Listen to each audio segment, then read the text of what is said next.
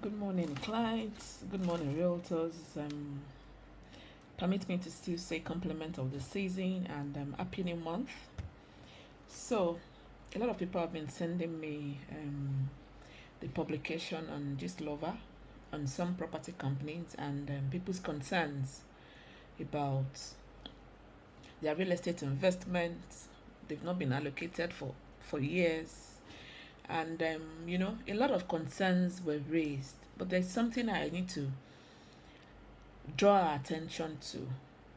For some of us that are business people, or let me say business minded people, when you buy a product, when we were in school, they taught us selling price, cost price, and your profit.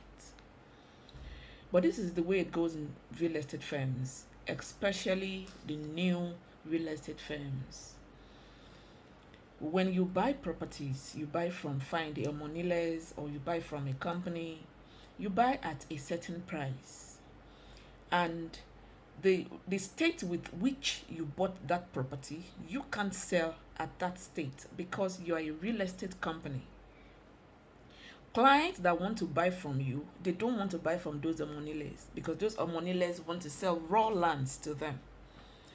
But clients, real estate investors or prospective clients want to buy from a real estate company because they believe that the real estate companies will buy from these Omoniles and they will make the estate good.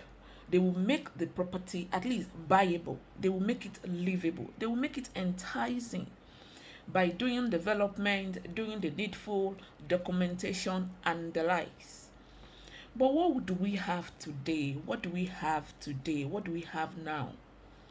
What we have is a lot of real estate companies buying from Omoniles, selling to the public.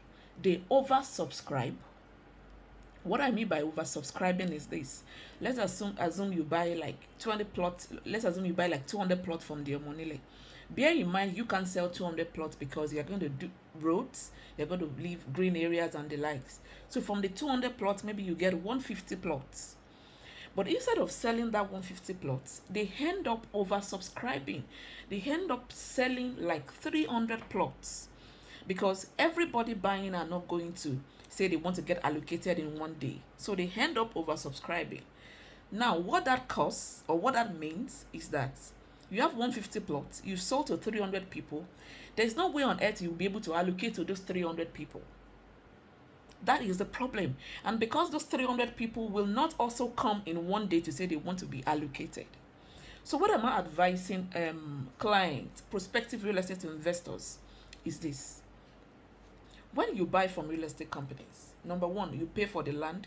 Then you pay for other fees. Some people call it ancillary fees, like documentation, your survey, your deed of assignment, your allocation fee, your survey plan fee, and the likes.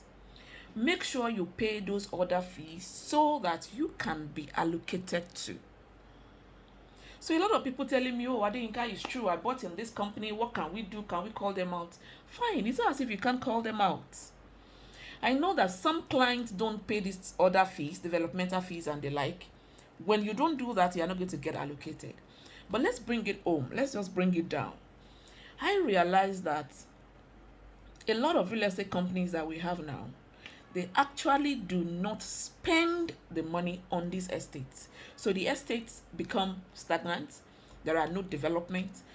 I believe that the moment you want to say you say you are turning bush to city, the first thing is clear those bushes.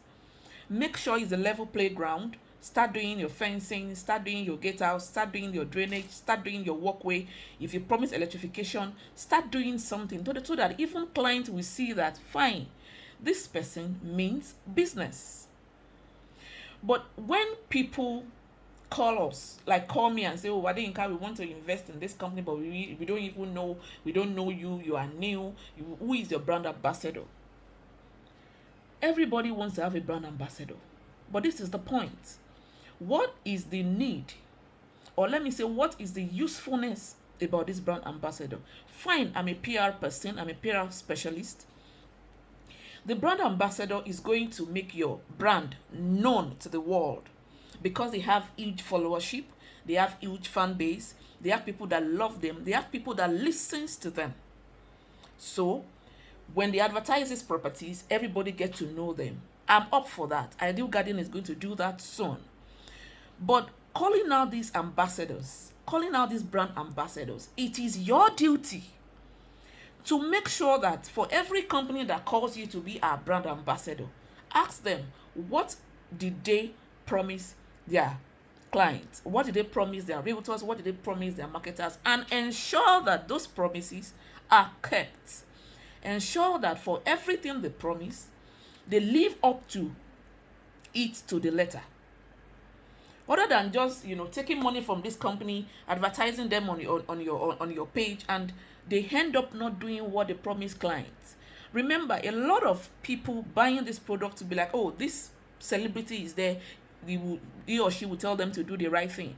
But if they end up not doing the right thing, you get yourself messed up. You get yourself caught up in the middle of the drama. So I'm appealing to clients. Before you buy any property, please do the needful. Do the needful. There's something I say now to clients. I was talking to a few clients over the phone some weeks back, and I tell them, gone are those days where people sell properties with 3D pictures. Fine, there should be 3D pictures where they will tell you, okay, this is a plan, this is the architectural plan of where we are going. But after a few months, the 3D pictures should be set aside, and there should be live pictures of sites. Okay, this is where we are now. This is where we are going. 2 weeks ago, this is where we are. 2 weeks after, this is where we are. The moment a company starts selling with 3D pictures, please be watchful. Be watchful. And a lot of clients are carried away by frivolities, as I will call it. A lot of clients are carried away by things that really doesn't matter. I know that your priority as a client is that you want to have a huge return on your investment. You want your investment to yield. You want to invest and have peace of mind. You want your investment to appreciate. And the only thing that makes your investment appreciate is development. Once there is development, there is bound to be demand. There is bound to be scarcity. And once there is demand, once there is scarcity, your investment just appreciates. It's a normal law. It's obtainable. Everybody knows this law. But when you have an investment and nothing is happening on that site, you come here today, it's the same state. Come tomorrow, it's the same state. Come a day after, it's the same state. You end up, you find out that your investment is not yielding. So to clients, both in Nigeria and especially the ones in diaspora, don't be carried away by the big things. Don't be carried away by the big names. There are some real estate companies in the industry that people can vouch for, that I can vouch for, that I can say, fine, Rome was not built in a day. But if you look at the trajectory, you will see that in no time, this company will, measure up to what your expectations are. It's not about, oh, you don't know your name, this company just started.